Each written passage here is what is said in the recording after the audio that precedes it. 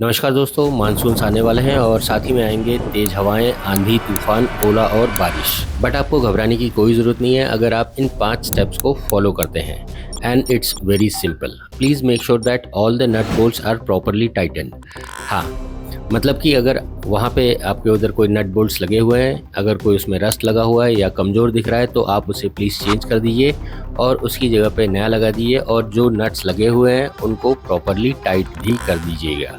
Ensure कर लीजिए कि वो टाइट हैं। और स्पेशली यहाँ पे मैं ज़िक्र करना चाहूँगा वो यू क्लैम्प्स और जेड क्लैम्प्स, या फिर वो क्लैम्प्स जिससे आपका मॉड्यूल आपके स्ट्रक्चर के साथ बांधा हुआ है या प्रॉपरली उसे वहाँ पे माउंट कर रखा है। क्या है कि भाई अगर ये क्लैम्प्स ढीले होंगे तो तेज़ हवाओं में ये मॉड्यूल्स उखड़ के उड़ने की भी कई घटनाएं अपने सामने आई हैं, और अगर ऐसा होता है तो पूरा सिस्टम ख़त्म हो जाएगा। तो please make sure that all the nuts are tight, U clamps and Z clamps properly tight हो।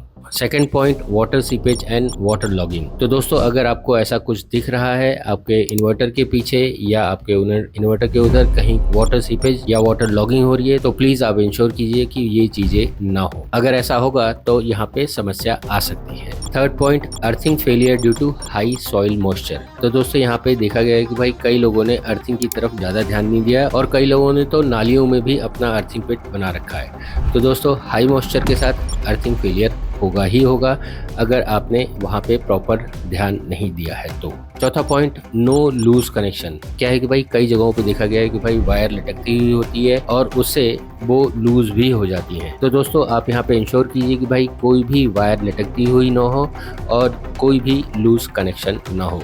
क्या है कि भाई ये डीसी है और डीसी इज़ डेंजरस। और उसी तरह पांचवा point, down time and grid failure. अब चूंकि आंधी, तूफान, बरसात, हवा, पानी ये सब आने वाले हैं तो डाउन टाइम और ग्रिड फेलियर की भी समस्या बढ़ सकती है। बट आपको घबराने की कोई ज़रूरत नहीं है। आपने अगर इन सब पॉइंट्स का ध्यान रखा है तो आपका सिस्टम प्रॉपरली चलेगा। जैसे ही ग्रिड आएगी वो ग्रिड के साथ सिंक होकर आपकी रिक्वायरमेंट को फुलफिल ज़रूर करेगा। तो आप इन 5 बातों का ख्याल रखिएगा, आपकी आधी से ज़्यादा समस्याएं ख़त्म हो जाएंगी।